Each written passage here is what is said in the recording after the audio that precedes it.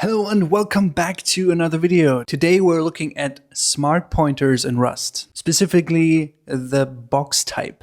This is probably one of the more interesting topics in Rust because it deals a little bit with memory allocation and ownership. So hopefully this is going to be as exciting as I think it is. Okay, so let's see. I've already executed rustlings watch in the rustlings repository, and here we can see that there is some problem in exercises standard library types and then box1.rs. And there's a bunch of errors here. One that is saying the recursive type has an infinite size. And then we see that there's a cycle detected when computing drop check constraints for the type list. What does that even mean? Okay, so let's open up that file and then hopefully I can shed some light into darkness. So I'm gonna go and open up exercises, standard library types, and then box1.rs. Okay, let's see. So the file says at compile time, Rust needs to know how much space a type takes up. This becomes problematic for recursive types, where a value can have as part of itself another value of the same type. To get around the issue, we can use a box, a smart pointer used to store data on the heap, which also allows us to wrap a recursive type. The recursive type we're implementing in this exercise is a const list, a data structure frequently found in functional programming languages. Each item in a const list contains two elements, the value of the current item and the next item. The last item is a value called nil. And then it says step 1 is to use a box in the enum definition to make the code compile. And then we should create both empty and non-empty const lists by replacing the unimplemented macro. And also we should not change the tests. Okay, so let's see what's going on here. We have an enum list, which has a const list type here that takes an i32 and another thing of type list, which is the enum that it is actually defined in. And that's the recursion issue here. And then it also has a variant nil. All right, and then down here we have a main function where it says this is an empty const list and it creates an empty list. And then here it says this is a non-empty const list where it creates a non-empty const list. And here's these two functions, create empty lists, which are not implemented. That's our job. And we see also that both functions return something of type list. And then further down, we see that there is two tests that actually verify that the functions are working. So here we see that the create empty lists is equal to the nil variant of our list enum. And we also see that there is an assertion that says create empty list and create non-empty list are not equal to each other. So let's scroll up here and see if we can make this work. Now, first and foremost, what is a boxed type? As the description of the file already said, a box type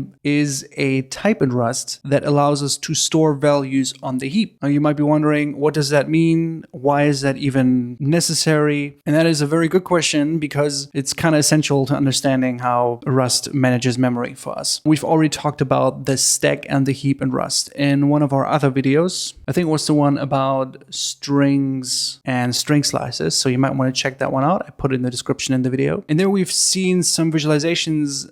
Actually, let me open up that article. Okay, so here's that article. Let me zoom in a little bit. Okay, so this is what I was referring to. So here we have a little visualization that shows us that there's a stack frame and a heap. So these are two different places. Now, the data that is stored on the stack frame is usually fixed in size. So any value that has a predictable size is going to be put on the stack, while any value that might grow in size, like strings and vectors, these things are stored on the heap. And that's something we see here very nicely. We have some string struct. The string itself is also a smart pointer, which is indeed right here, and it points to some data on the heap. And the smart pointer also holds some other metadata. In this particular case, it holds a capacity of the available memory to that data and also the length. Now, when we use a boxed value, we actually take some value. It could be, for example, a number like i32, which would usually end up on the stack. We could box that and it would end up on the heap. So we will create a box type, just like we have a string here. It is of fixed size. It's just a pointer to some data that might grow in size, maybe not. And it might have some metadata attached to it, but it stores the actual data on the heap. That's essential. So all of a sudden, by boxing a value, we always have a predictable size that can be stored on the stack. And that's exactly what we need. So when we go back here, we can see that we have a cons list that refers to another cons list, which is an enum here that has a variant that could be another cons list, and so on and so forth. So this could actually grow infinitely. And the compiler is complaining about exactly that right here. If we go back to the error, it says that the recursive type has infinite size. So here the compiler really tries to figure out what's the size of the data here that it has to reserve in memory. And in case of enums, usually the compiler goes through each variant and checks, okay, what's the size that's needed here? And here it sees clearly this can grow infinitely. So we have to fix this. We fix this by saying that this value here is actually a boxed value. So a box of list. And now a box is actually a generic. That's why we can do it with pretty much any value. So if you want to put an i32 value on the heap, you can say something like box and then new and then give it some value like this. Okay, that solves the infinite size issue because now the compiler can determine that there's going to be a box value put in that cons list here, which has always a fixed size. And then we can fill out these functions here. So create empty list, for example, needs to return the nil variant of list because we just want to create an empty list. And a non-empty list can be really any list here that is non-empty. So we could say that we create a list cons of 1, which points to another cons list. That's what a cons list does. So we would usually say something like list and then cons and then maybe 2 and then list and then cons and then 3 and so on and so forth. Maybe at the end we will say list nil because now that's where we reach the end of that list. However, again, this is not going to work because this is not even compiling as we've seen before. So what we need to do now is wrapping each of these lists here in a box. So I'm going to do something like box and then new, and then I wrap this one here in a box new as well, and I'm also going to wrap this one here in a box new, and then I'm going to close up all the missing parentheses here, and that should satisfy the compilers. Let me save that and check what it says. Yep, that's compiling. Okay, cool. Gonna remove that comment